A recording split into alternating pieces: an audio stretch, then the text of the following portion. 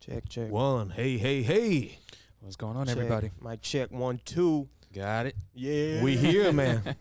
Welcome to Brain vs. Universe, a bipedal odyssey, where three friends challenge each other on ideas and imagination.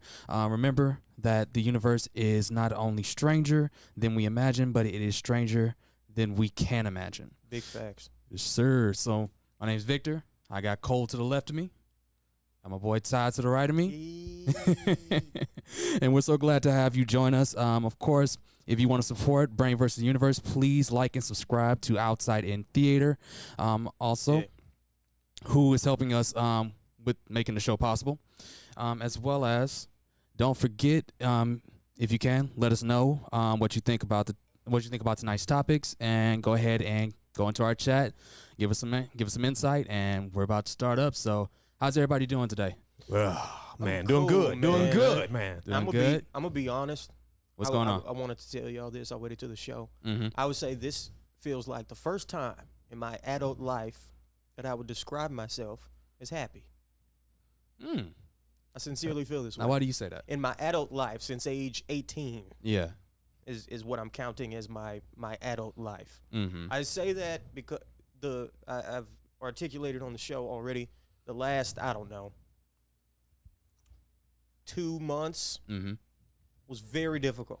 I got put in a big corner financially, Uh-huh. personally, professionally, and I fought out of that motherfucker. I told y'all I was gonna turn this franchise around, and I did. You tapped out in two. Like the Phoenix, you came back from the ashes, I man. came back. I kicked out at 2, Yep. man. I kicked out at 2.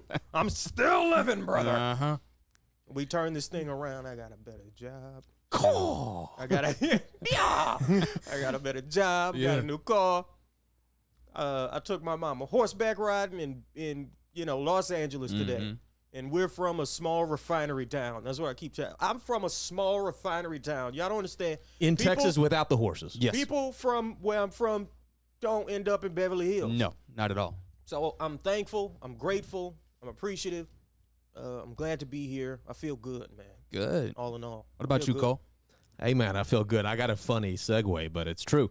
I finally got that $1,400 fucking bucks. Oh, shit. Yeah, Oh, I I saw it. finally I saw got it, man. Okay, just tell that story real fast. Yeah. Right. Tell us I that mean, real it's It's a common story. It's a common story, right? Well, the first thing is, by the way, Jeffrey Williams is the name of several dead black people, okay? And one of them got my check, which is all good, all up.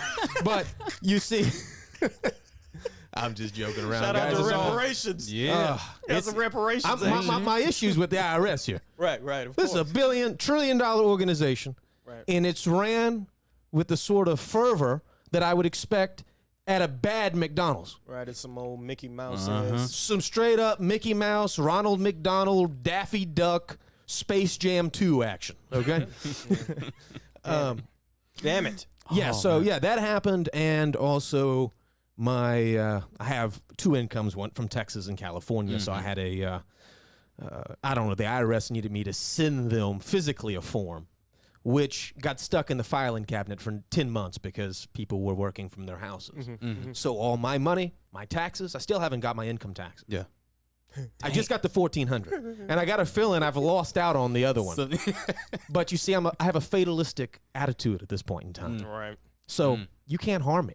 I'm happy too. You can't do nothing to Yeah, me. man. I'm unfazable. I went through so much the last 2 months. You ever just kind of go like, that's easy work compared to what I just had to deal with. Yeah. So this is no problem. I'm not even gonna let this bother me. no. I'm not. Right. It's the end of Macbeth. I feel like I feel like I've only just gotten to that point in my adult life. Yeah. So it's all good, man. Yeah, I mean, it's all good. It's all yeah. good. Everybody ended up getting new jobs, actually. All at we the same all time. kind of turned everything around. Yeah, Right. all at the same time. Yes. Beverly Hills, and I'm. Trail boys, we ain't I playing can't with really nobody. disclose where I work for, but Trail boys ain't playing with nobody. As they say, where we're from, yeah, God is good. God is good all the time. all the time. What? All the time, God is good. Dang right. All right. Shoot. All right, everybody. So Here we go. let's go ahead and jump into these BVU truisms. All right. What you got for us, Ty? Okay, so earlier in the week, Scottie Pippen made some comments about previous coach Phil Jackson.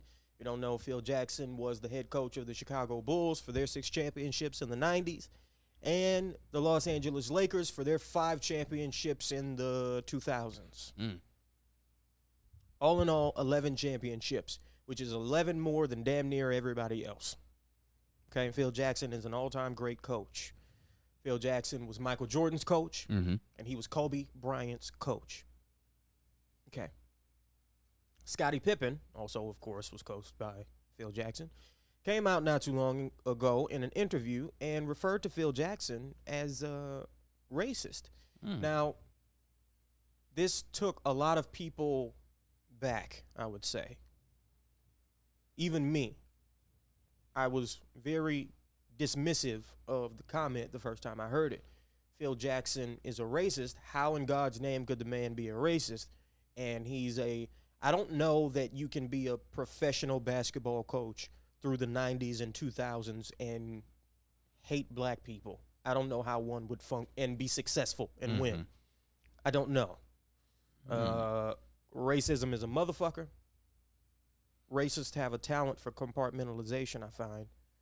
So you could maybe make the argument he compartmentalized the two things. Maybe. But still, again, my brain went, there's no way Phil Jackson's a racist. Come on, Scotty. Sounds like sour grapes. Relax. Sounds like a little bit of bitterness. And then. But then. I found an Instagram post. And then I started doing some research. So this is from Laker.club on Instagram. Actually, they very well put together posts. Very well put together. So they put together a post with a quote, Jackson was racist. In light of Pippen's comments, here's what Kobe had to say about Phil.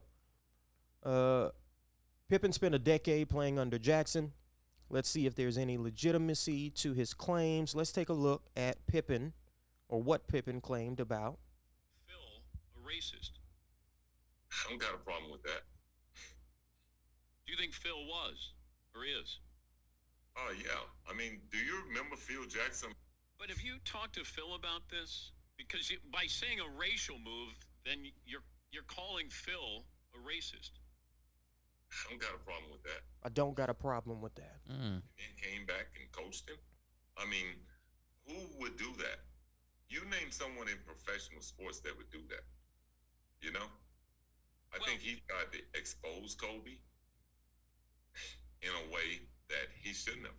You're the head coach, and you're the guy that sits in the locker room and tells the players, this is a circle, and everything stays within the circle. Because that's what team is about. Okay. So I agree with his premise. What he's talking about there is his book that was released in 2001, More Than a Game, where he straight up just put Kobe Bryant kind of out there on Front Street. Said some negative things about him in this book. Now, of course, some years later, they reunited. Phil came back to the Lakers. They reunited.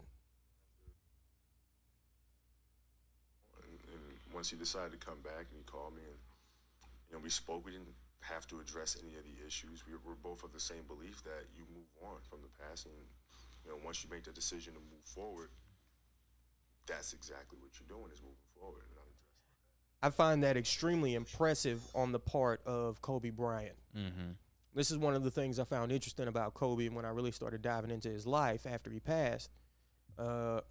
Was this situation. Phil Jackson called him arrogant. He called him selfish, all kind in his book. Yep. After they had won together. And then Kobe was just like, let it go. Yeah. And people go, how? And he was like, I just did. I love that. I love the matter-of-factness about getting over that. So, Kobe Bryant has, in no interview ever, referred to Phil Jackson as a racist or implied that he has any racist beliefs or ideology. So Pippen using Kobe as an example, I don't think was spot on. Yeah. However, I kept on reading about More Than a Game. So the following is a quote straight out of Phil Jackson's book. White players are more often willing to run patterns and to work collectively. Because of the predominance of blacks in pro basketball, The sport is rapidly disintegrating into a one-on-one sport. There are only 5 or 6 NBA teams who play with more than a superficial degree of team unity. On the Knicks, he said, the starting front court played white basketball, while guards played black basketball. Black kids grow up wanting to be the superstar of their neighborhood. They want to be the toughest kids on the block, the richest, or, once they get to the playground, the best one-on-one basketball players. White kids, on the other hand, usually are raised in a more homogeneous environment, which provides other outlets for personal expression. They're so constantly being taught the principles of subordinating their own personal glory for the good of the group. So my brain says Phil Jackson.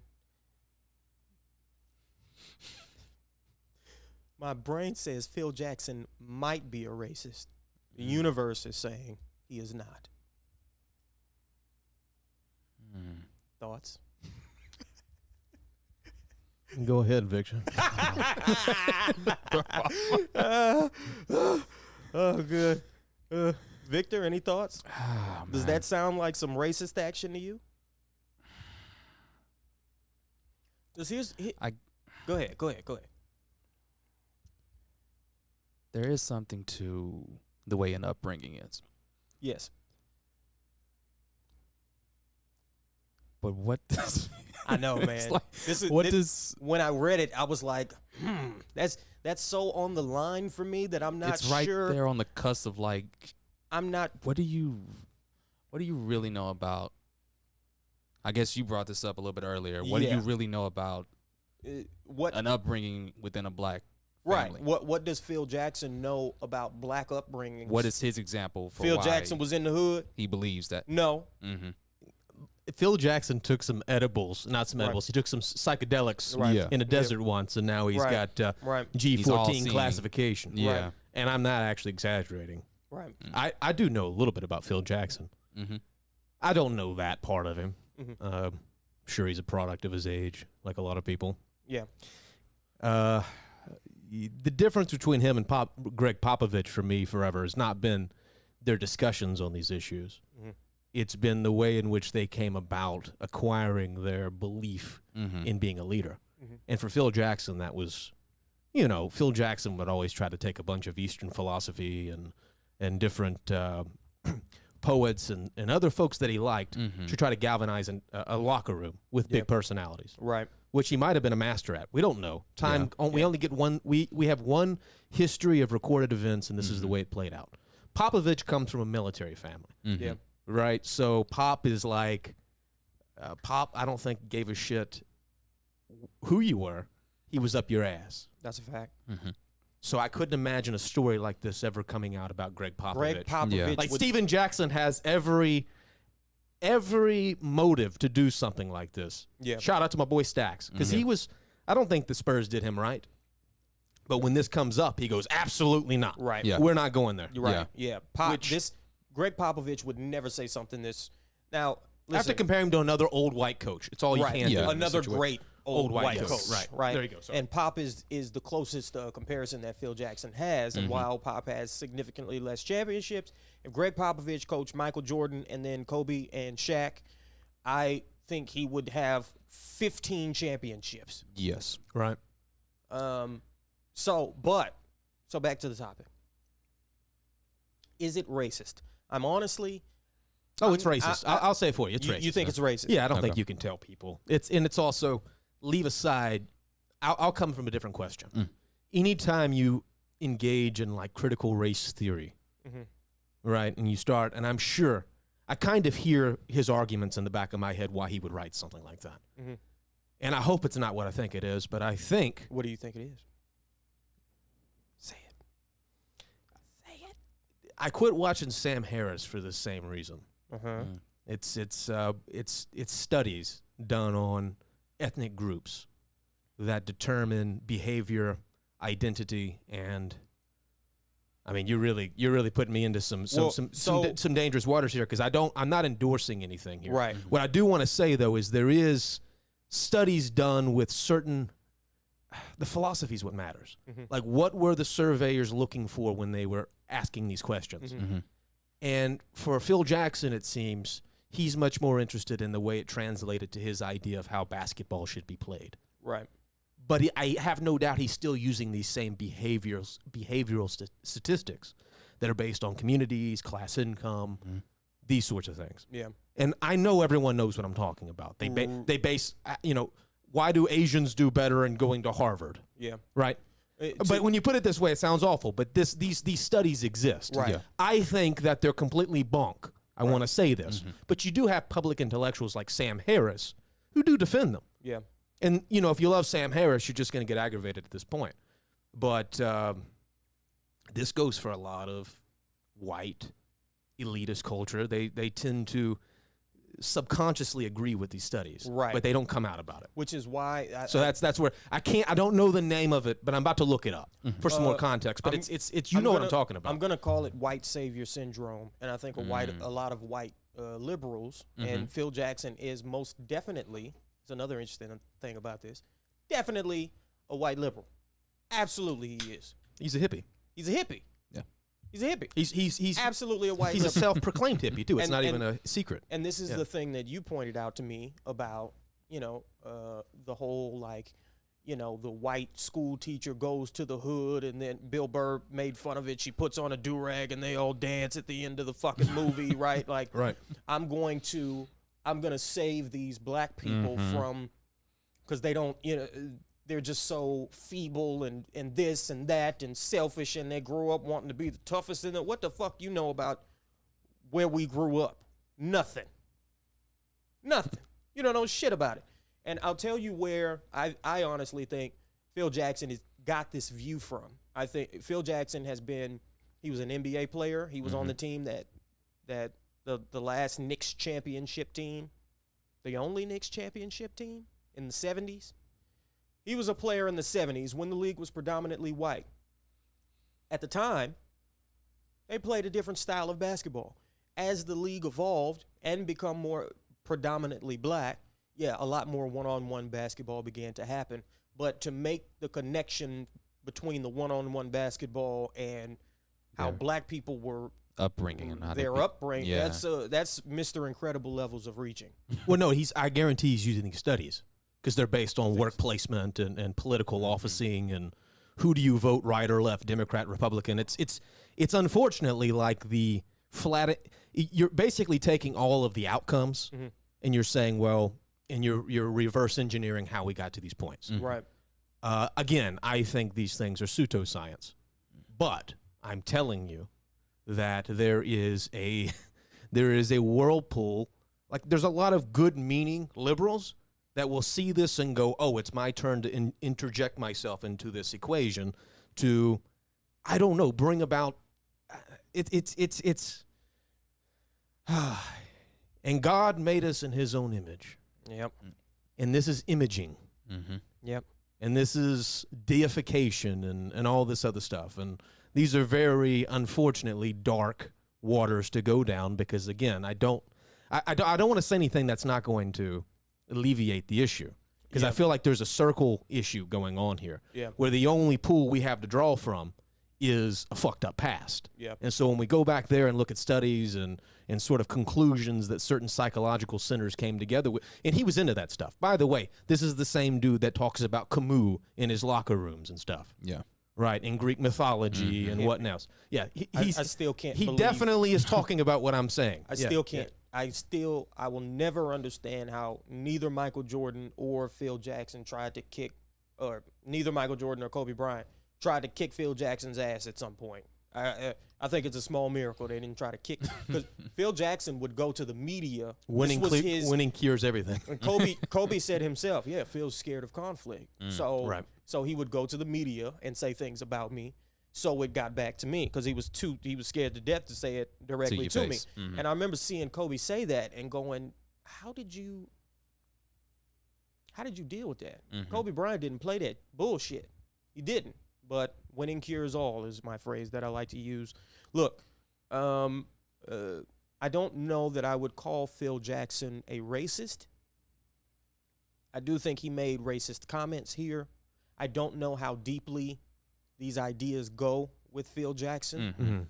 But to put it mildly, his comments were certainly misguided. And again, this is a thing I complain about with white liberals often, and why ultimately I wanted to talk about this is the white savior syndrome and my views on culture and ethics and morals are so profound. They're so profound that I must share them with these poor, feeble Negroes. No, we don't need you. Thanks. But we don't. We're good. You don't know what the fuck you're talking about. You don't even know enough to know what you don't know on this topic. Phil Jackson. Anyway. All right. I'm done talking about that motherfucker. Cole. It's on you, cuz. What you got? Well, I mean, I guess this could be a good segue as well, because my brain tells me our stories are still, but the universe tells me, well, they still got a lot more traction, right? Yeah. Let's roll out another remake. Let's bring back another 100-year-old story we're gonna recast again. Okay. Okay. My intuition would say it's time to believe in the imagination again. It's time to let that childlike curiosity, that one that doesn't discriminate, right? Let that breathe light first. And let's see what happens when we bring together this gumbo situation. Okay, so no, let me continue real quick, because I'm afraid this will go into. I want it to be about the story. Okay. Right. What stories that captured the imaginations of generations? Moses parts the Red Sea. Yes. The movie The Ten Commandments. Lawrence of Arabia. Star Wars. Right. Now I would agree you can't go back and do those things the way they were in the 50s, but my white liberal friends would tell me what we can do is just go back and grab those old same stories and change them. And I'm saying, hey, look, we got a bunch of talented people that are young. Let's get together, and to hell with all that. Let's just make something new. Yeah. Why are we living in stagnation? Aren't you tired of swimming in all this shit? This stinky, dredged up sewage water that we just keep turning up, and you hope a Denis Villeneuve or a Christopher Nolan will come around and breathe new life. They rare, man.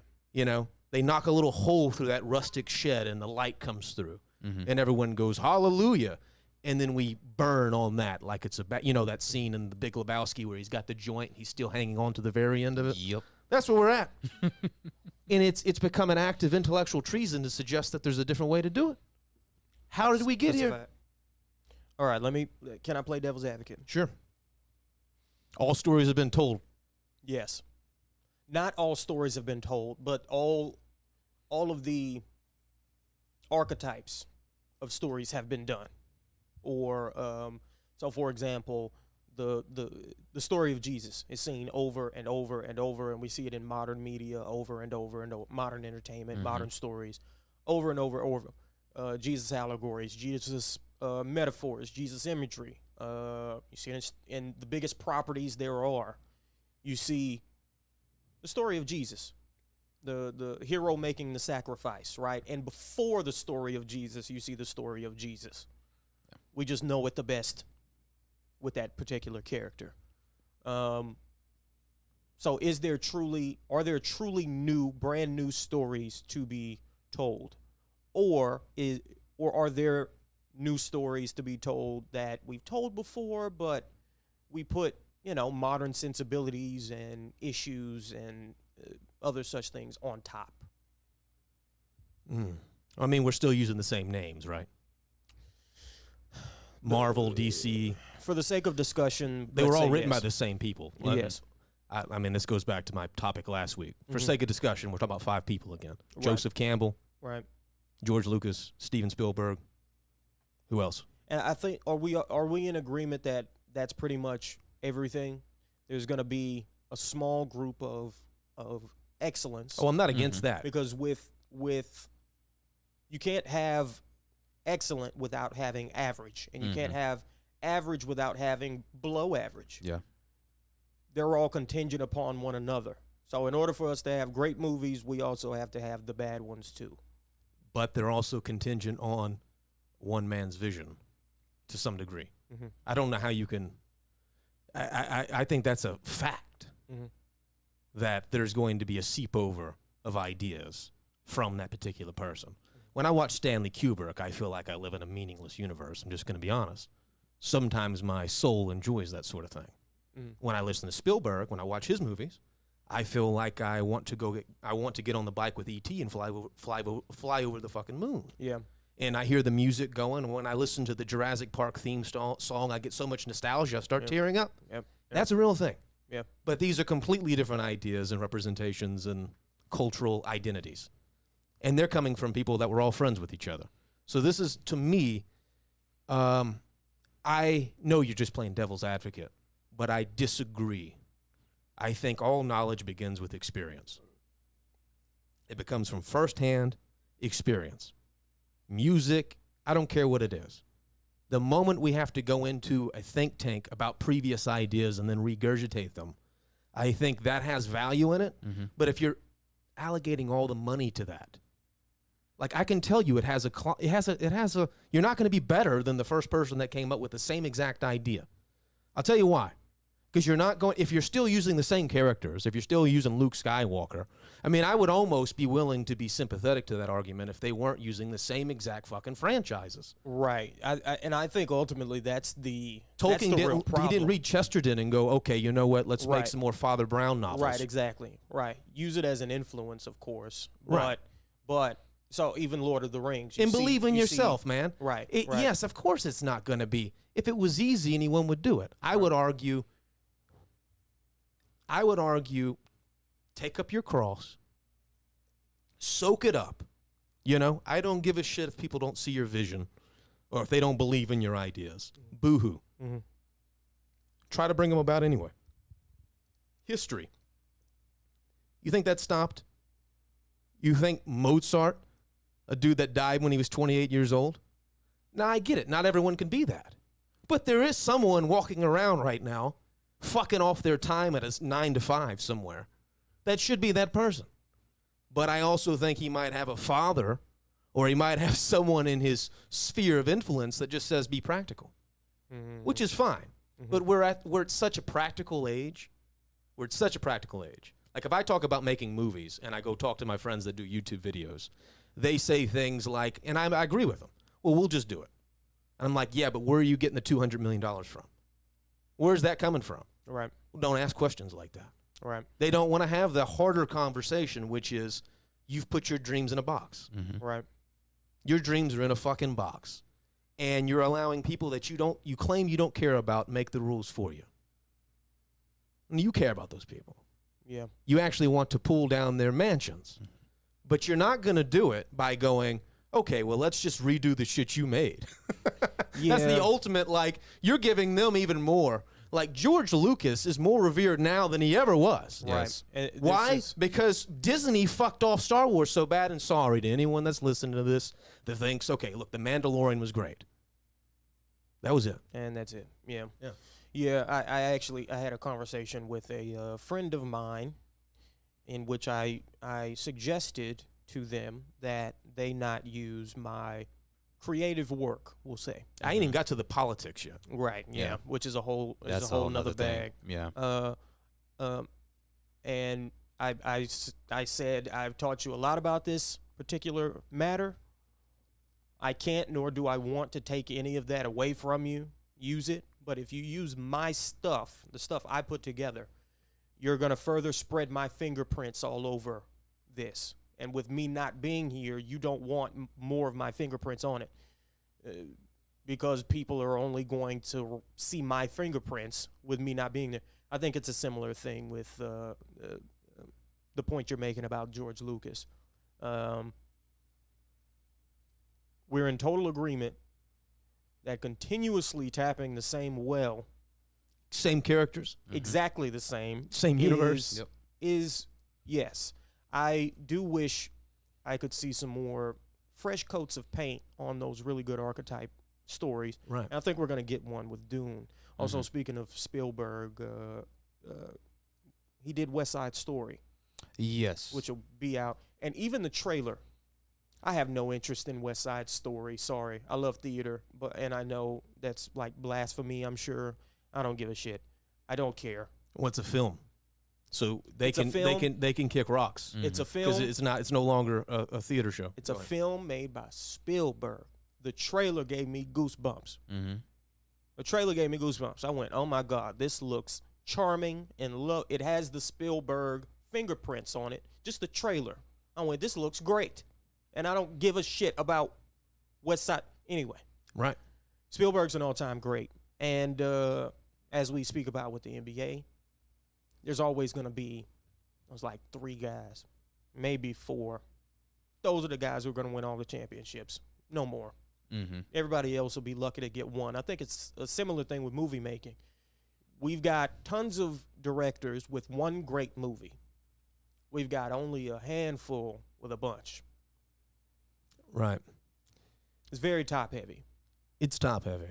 I guess the question becomes: is that indicative of a deeper like shallowness to how many people can make those things, or is there something?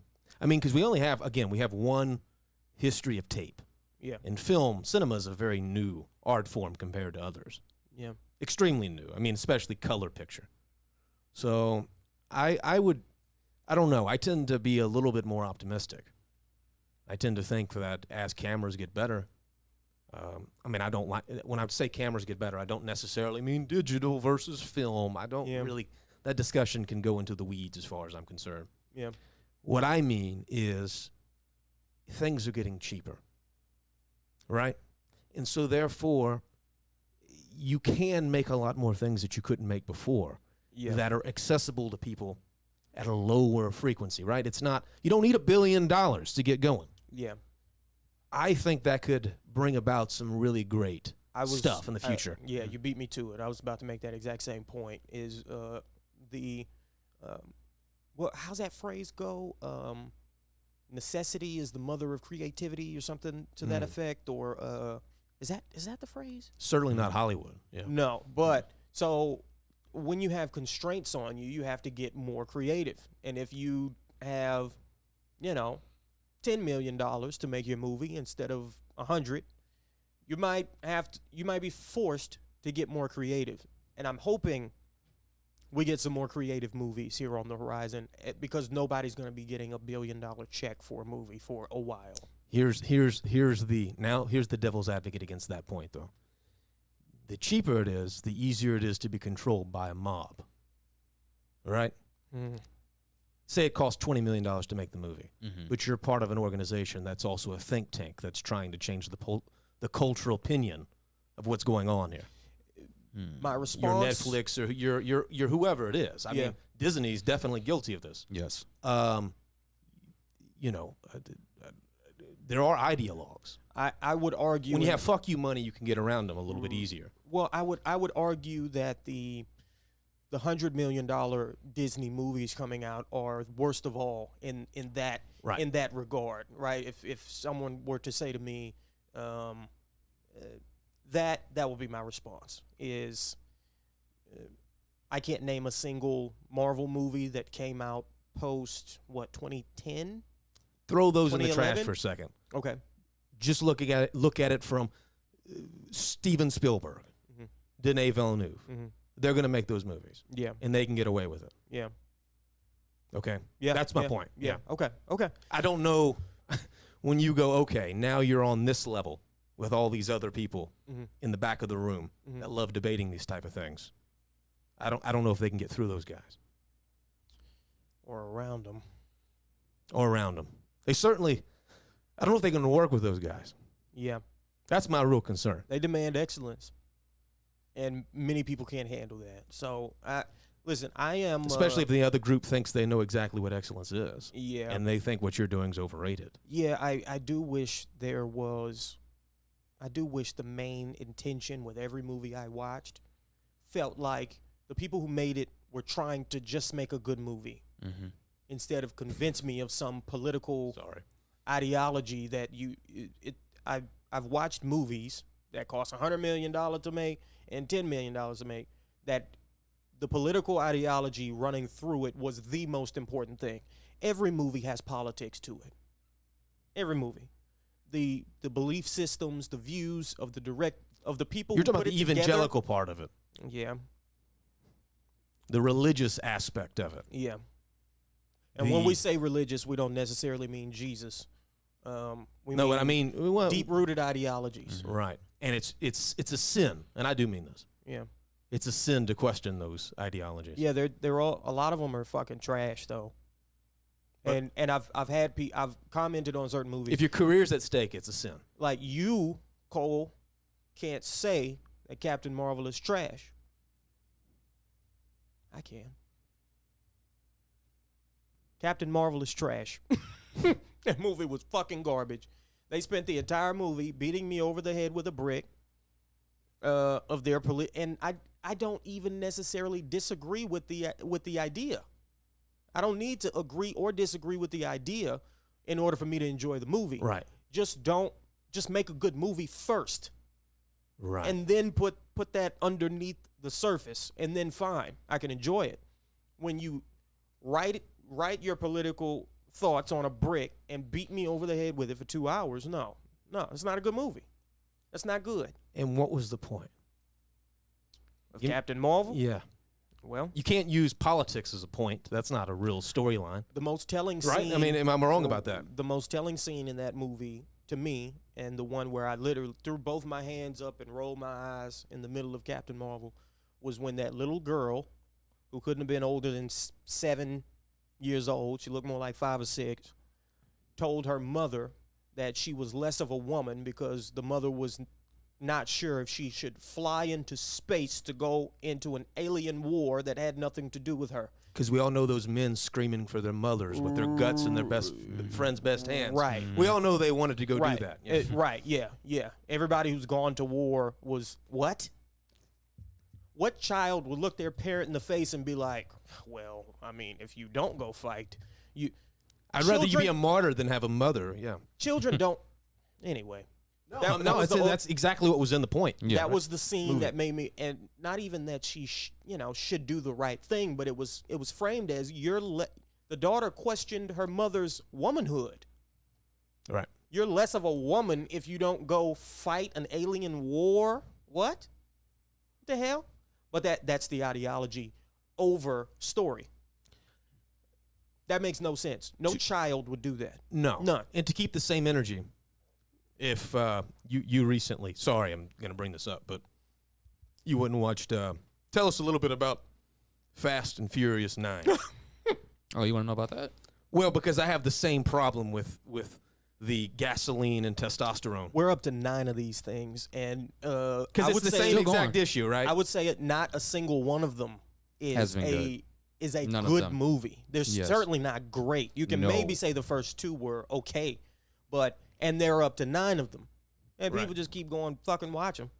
I mean, And then everybody says they're trash, and then they go watch them again. I don't get it. I do think the same people that make Captain Marvel have a good point about Fast 9, which is, okay, what does it mean to be masculine? You have to jump off a mountain and save a dog before it lands, and then when you rip your arm off, you don't complain about it? Shoot off to That space is and shit. fucking nuts. Yeah, Right? They still make the Die Hard movies like that. yeah. You're caught into an impossible circumstance. Well- Mission Impossible. And some of these things are quite fun, and I like them.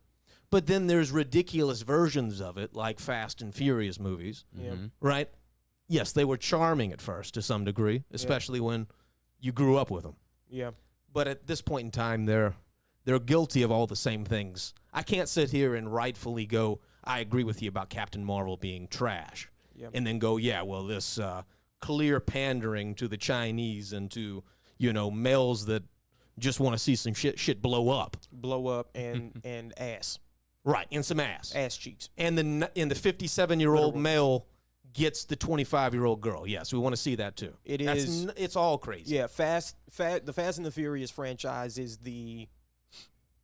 pretty much the same thing in my view. Right. It's the toxic masculinity version of this. Yes. Straight up. Just as bad. But Victor, I want to hear, well, what was you just went and seen it. So tell us a little bit about it. Don't It just came out, so don't give the story beats before people get upset. Right. But yeah, what was your?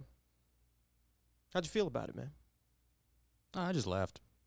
It was more of a comedy, more to me at It this was point a comedy. than actually being an action movie. Did you get the sense that they were intentionally trying to be funny in the portions that you laughed at? No. Okay. They were trying to be as serious as they could. And is that what made you laugh? Yes. And it made basically half of the theater laugh their asses off.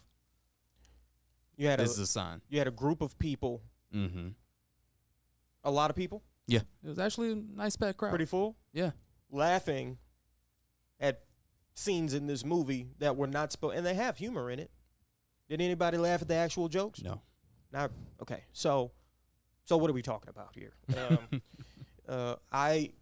I vote with my dollars and my eyeballs. So I have not watched a fast movie in its entirety. I haven't been able to get through one since Tokyo Drift. That's where I think everybody fell off. Been that long. That was the third one. We're up to 9 now. Right, and that was the offshoot one. That was Yes. it was so garbage. I went, no. I honestly, if I sit down and watch a 2-hour My dad's movie, gonna be so mad at me. listen. Shout out to Jeff. Shout out to Jeff. Yeah, he but loves these shows. I'm sorry. Drift King. No. After Tokyo Drift, I That's tapped out. I went, I felt disrespected when I watched Tokyo Drift. Well, these people think I'm stupid. Oh, you didn't like Bow Wow? Hey, y'all think I'm stupid. You think I'm going to keep paying you money to feed me shit? I'm going to pay you to slap shit on a table You and don't serve buy it to that me? a 16-year-old can move to Tokyo, I don't. talk like this, Yep. I don't. and then be the drift king of Tokyo, be the most Drift respected, king of Tokyo and get the hottest girl in school. And who's not even Asian. That's not Didn't how like that works. Bow Wow, the fist card, none of that. Jesus Christ. Got niggas going to space and shit. And they all speak English. Oh, and that was the crew that brought him to space too. And then everyone speaks English. So why aren't they speaking Japanese? Because the country boys there? Is that why they're speaking English? Listen, I get it, guys. I fucking get it. All right. But Well, what you don't understand is they were on a military base. And so right. And what I think has happened is creatives haven't moved into these spaces. Not creatives with the intention to change. I'd say public relations people have moved into these spaces. now that they've gone to space, I told y'all during the trailer, I was like, they're going to go to space. And the last scene they show is them shooting off into space. That's not a spoiler. No. So what's next? What's next? They'd probably say what Tom DeLonge said. He goes, well, Elon does it. And they went, yeah. He's quite good at what he does. He's pretty special. Right. He's actually special. See, here's Like a 1 in a billion level. I throw him into all this because he's a perfect example of you can't trust both paradigms at the moment. Yeah. Because I don't know, it's like someone telling you such and such isn't good at something. And you're like, no, they're quite great at it.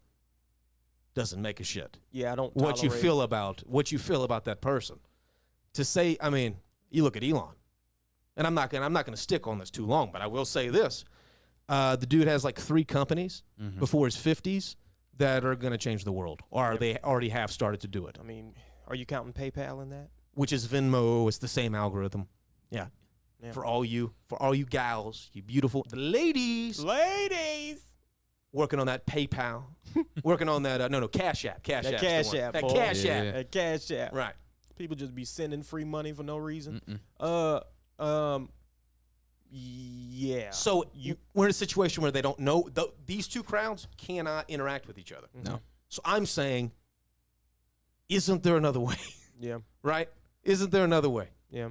where we allow going to space to be a hard thing to do, and we don't, belittle it by turning it into some sort of parody? Right. This is how we end up with petitions to not let Jeff Bezos back into the atmosphere. Motherfuckers don't know. Y'all didn't talk to any astronauts, no astrophysicists, no nothing when y'all put this together. Y'all strapped them to the back. Y'all strapped a car to the back of a rocket and shot it into space. What? What kind of car was it? Pontiac Fiera. A Pontiac. Guys, he's just copying Elon. Elon did the same exact. He did that with his Tesla Roadster. Yep. And shot it off into space. He put a 4K camera on it. It lasted for 18 hours. Yep. I've seen most of the same exact thing. Yeah. Yeah. No, that's actually, I didn't even know he did that. All right. Back to my point. Yeah. Have some imagination. Yes. Yeah, please, guys. I But again, I'm voting with my eyes and my dollars. So is everyone else, unfortunately. Right. So I need you guys, instead of going to laugh at Fast 9, I'm not going to say don't go see a movie that you want to see. By all means, enjoy. But they're going to keep making trash if we keep paying for it. That's the only way that's going to go. So shout out to the Knicks. Right. And unfortunately, my Cowboys. I'm guilty Some of this. people are successful in spite of themselves. All right. Shout out to A24. They're probably the only studio that seems to be putting out pretty good. Support A24. They earned it. Yes. All right. At this point. Current All right. event. So we're going to go into the current events. Who wants to start off? You want me to start off? Or? Actually, yeah, you go first because Cole and me are going to go on the playoffs. So recently we had Sha'Carri Richardson. Did an amazing job at the 100-meter track and field event. Yep. Qualifying, right? Yeah. Yep. Fastest woman in America. She killed it, and then the issue happened. Yes. So during that time, she was also drug tested by. Let me make sure I have this right. By the Olympic Commission, yeah. Well, no, it's by the. Let me make sure I have this right. So it was by the doping board, and she was found to have marijuana in her system at the time of her race for the 100-meter dash. Yeah. This caused for her to have a 1-month suspension. Yep. And which would mean that she is going to miss out on the 100-meter dash, which was her event and was pegged as going to be the person that's going to win it with the gold medal. And yeah, she's going to end up missing out, and this is something that is kind of a sad case. But at the same time, this is just a bad move. Why would you take this type of chance, even though I know the circumstances of what happened at the time of when she did end up partaking in marijuana? Which is, why did she do marijuana? So her reason behind, as she disclosed on an interview with Good Morning America, she disclosed that her mother had passed away at the time of this happening. She was trying to figure out a way to be able to cope with it. It was her birth mother. I think she already had kind of a contentious relationship with her mother at the time. Her biological mother. Yes. Yeah. And so this was her way to be able to cope. She did go ahead and put out her statement saying that she does take full responsibility in regards to the issue of hand. She hopes to be able to get a fresh start with her maybe making, well, she didn't state this, but she has the possibility of making the relay that she also is a part of, and it's going to be at a later date it's going to be after her suspension. Listen, okay. All right. Here's my thing with this. I like Sha'Carri Richardson. She seems lovely. She's incredibly talented and gifted. Yeah. It's incredible that she won that race with marijuana in her system. Very much so. The central nervous system does not fire to the same degree when you have even a little marijuana in your system. It doesn't. So to engage in physical activity while high is difficult. It is. We know of a couple of professional athletes who've done it, though. Yeah. I wonder if her times would be better if she had was no THC in her system. Maybe not. I don't know. But pressure. I just ask. I just want people to keep the same energy. That's what I want. Who's the person in question? I would say every time an NFL athlete has been popped for weed, they get slaughtered in the media. Yeah. They get slaughtered. If an NBA player gets popped for weed, they get slaughtered. Unless the one time the person didn't get slaughtered was Alex Caruso recently, a player from the Los Angeles Lakers who was caught with weed in Texas. Oh, what happened to him? Nothing, to my knowledge. I believe he was arrested, but he's a millionaire, so he got right out, and then everything was fine. My issue is not necessarily. I think pro athletes should be able to smoke weed. it makes sense that a pro athlete would smoke weed. Okay. So The anti-inflammatory properties in weed are great. They do work. Pro athletes need anti-inflammatories that are natural because anti-inflammatory drugs actually end up, they prevent the recovery process from happening. Okay. Whereas weed helps it. So I have no problem morally or in regards to performance necessarily with the weed, but you know you're not supposed to smoke weed. You know it's against the rules. yeah. You are the fastest woman in America. You cannot let this happen.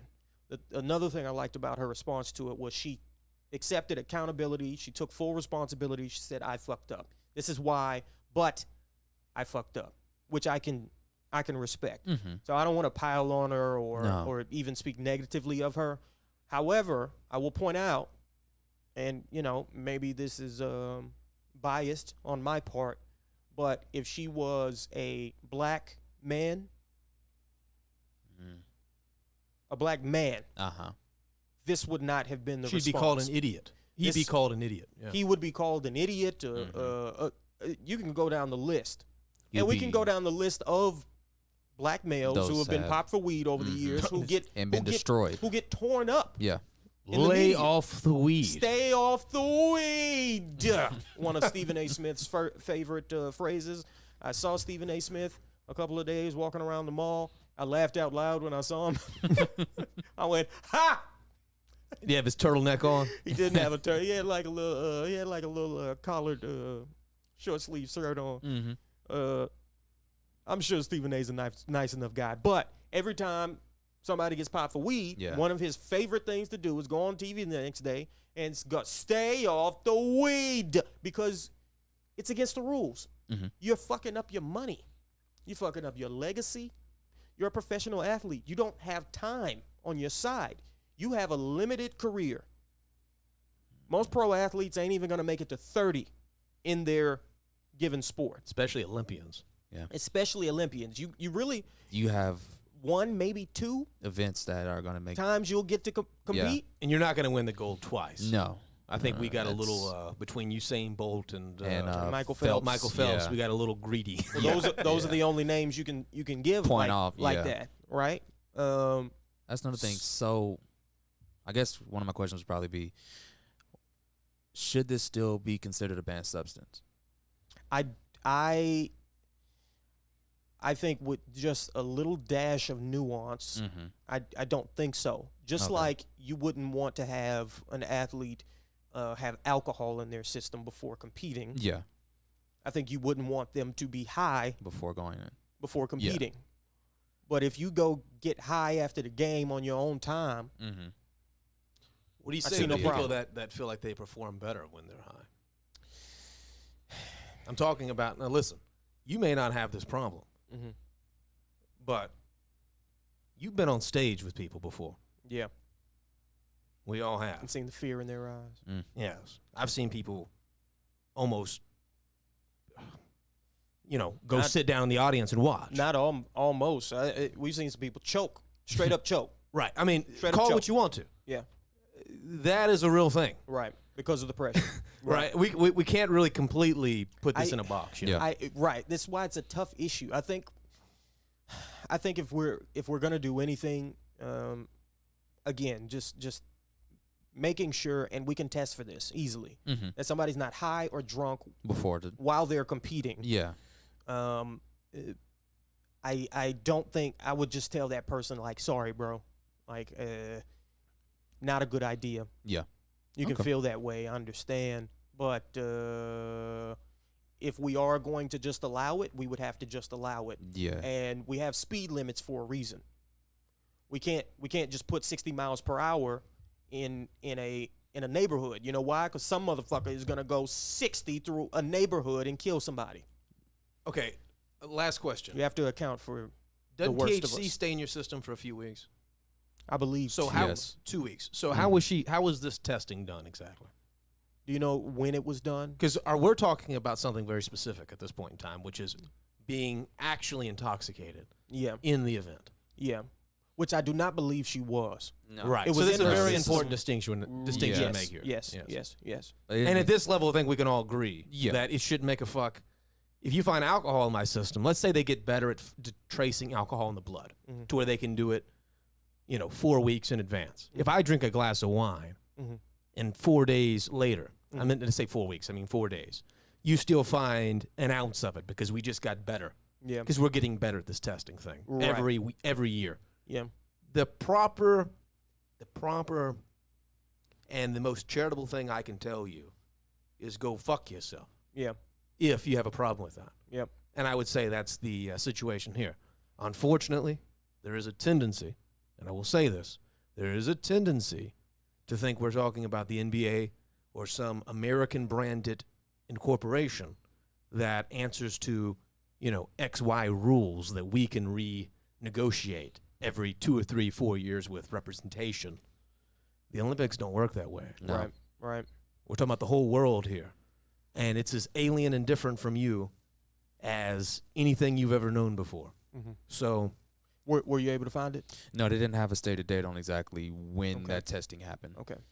But it Well- looks like her suspension is going to be going through to the 28th. So, but again, I think we're all in agreement on this. Like, I think athletes should be able to smoke weed. Again, so long as you ain't high in the event, and we can we can test for this. Like, we can see how much THC is left in your system. Yeah. Anyway, but she shouldn't have smoked weed because it's against the rules and it's gonna fuck your career up. Just How old stay is she? away from it. Yeah. She can't be any older. She's in She's her early 21. 20s. Yeah. 21. Yeah. Yeah, young, and was Yeah. dealing with a lot. So it's a sticky situation. Right. Yeah. But At the same time. real it's- fast, we just got a few minutes left. Yeah, let's speed through. NBA on- playoffs. Yes. The Suns, their first ever NBA Finals. Appearance. Congrats to Chris Paul, Devin Booker, DeAndre Ayton, Crowder, Payne, Johnson, all them boys, man. They did their thing. And congrats to the Milwaukee Bucks. Yep. Giannis. Did Giannis play tonight? I don't think he Actually, did. I don't know I what don't the think score he, I was don't think tonight. he did. But they won. Oh, they did? Yeah, Okay. Milwaukee's so it's going. over? It's over. Okay. Milwaukee won. They beat the Atlanta Hawks. Shout out to Trey Young in Atlanta. Yeah. You guys really shocked the world this year. Phoenix versus Milwaukee. Absolutely not the series we foresaw in the finals at Nor the beginning of the season. Yes, I don't. It's interesting too. I don't think anybody said Phoenix and Milwaukee. Maybe Charles Barkley. Did anybody want it? Well, I like this Phoenix squad. I like Phoenix. Yeah. I like watching them play. The Bucks are the most frustrating team I've ever watched. Is this series okay? Let's address the Phoenix elephant in in the 6. elephant in the room first, because I can't just look at this and Go ahead. the ratings will defend me. Talk Okay. to 'em. A fully healthy Clippers versus a fully healthy Nets team. I think Which that's- one draws more eyes? Oh, Yes, I don't think it's close. we almost had that. Yeah. That's what we should have had. Yeah. That was the expected. The Clippers went 6 games with the Suns without Kawhi, without Yeah. Kawhi. Yeah. and Devin Booker looked like he lost his soul. Pat got on his ass after game 3. Mm-hmm. He couldn't do nothing. Unfortunately, Pat Beverly just leaned too much into his own Tasmanian devil. Did you see his apology on Twitter? Oh, sorry, man. Congratulations. Good luck. I didn't. That wasn't meant for you, but Yeah, he right, had the yeah. finger crossed emoji in it. Oh, I didn't see that part. He had the finger crossed emoji in it. I just love the apology because, like, you need to go out there on a mic and be like, look, I almost took a man's, I could have broke his neck. I could have really hurt this man because it wasn't like he barely pushed you. Right, that's a fact. Like, he went flying. Yeah. Yeah. And his other teammates wanted to knock him out, but they went, hang on, if we do anything to this goofy motherfucker, because that's what they're thinking. This is If why that had been anybody that wasn't Patrick Beverly, where you would have thought there was real, I think everyone looked at Pat and went, oh, he's just kind of off. Yeah. This No is one why- actually thought there was real ill will there, which was interesting. Even he started laughing. CP3 was like, Oh yeah. When they we kicked him won, out. we Yeah, won, yeah. you suck. Yeah, I even Which I ain't mad at. Yeah. If I had an NBA team, if I was a GM, I would have one enforcer, maybe even 2 guys who tell him, I'm paying you to protect him. You are his bodyguard. If somebody puts their hands on Chris Paul, I want you to knock him the fuck out. Mhm.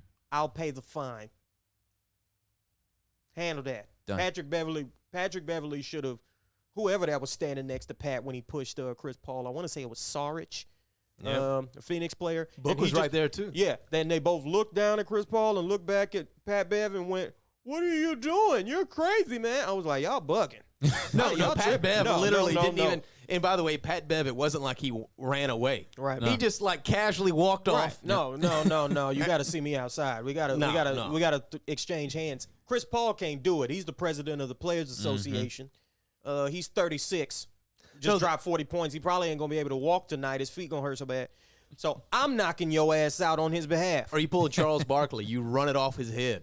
Yeah. And they're not going to let, as Charles Barkley would say, it wasn't like they're going to let us fight. Right. Yeah. They're going to break it up. They're gonna break it up. But I can't go, They gonna break it I up. can't even get a haircut if I don't let this man know that I had a problem with it. That's a fact. Chris Paul is, congratulations to the Suns. Mm-hmm. Congratulations to Milwaukee. Yeah. And Suns and 6. Suns and 6. You got some? What you got? I give it 7. Suns and 7. Suns and 7. Yeah. All right. And also my last point is that we congratulated Chris Paul before LeBron James did. Wow. All right, everybody. Banana boat. Boat. Get So, to the of course- back of the boat. Get your green, brown, nose sniffing ass to the back of the boat. So, of Back course, of we the want to boat. thank everybody for being here tonight. Thank you to the chat for helping us out. If you want to support Brain vs. the Universe, please like and subscribe to Outside In Theater, who helps make this show possible. You can find them on social media at Outside In THTR. As well as you can find us as well at VVU on our Twitter as well as our Instagram. Yeah. All right, everybody. See you guys later. Peace. Later, guys.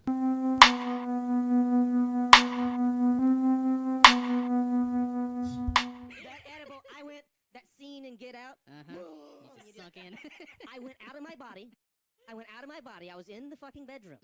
I swear to you. Criticize Usher for throwing dollars with his face on them. Do you know who that man is? Okay. Yes.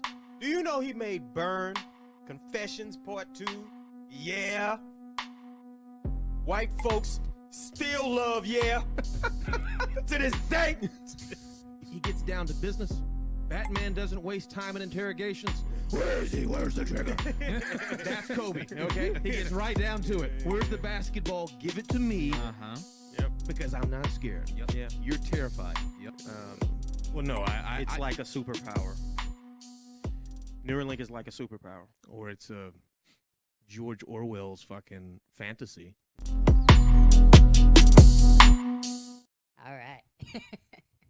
Why are you looking at me like that, man? Trying not to roast you for going, all right. Can I not do that shit? Like, goddamn. All right. Well, fuck you too then, goddamn. That's all. Quite spooky. Y'all better get scared right now. Some spooky action at a distance. Sounds like some demon shit, so I'm not all that interested. I don't do demon shit, ladies and gentlemen. I don't play that.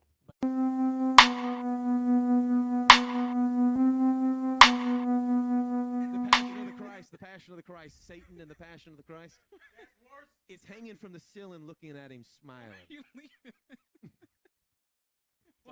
Fuck you, Cole. I'm out. No topic too far gone. No conversation not worth having on this Brain vs. Universe podcast. The facts. In the immortal words of Geneticist J.B.S. Haldane, my own suspicion is that the universe is not only stranger than we imagine, it is stranger than we can imagine. I think a perfect summation of the show we've got here. It's that impossible question. It's that moment in Waiting for Godot where Lucky quack, quack, quack, quack.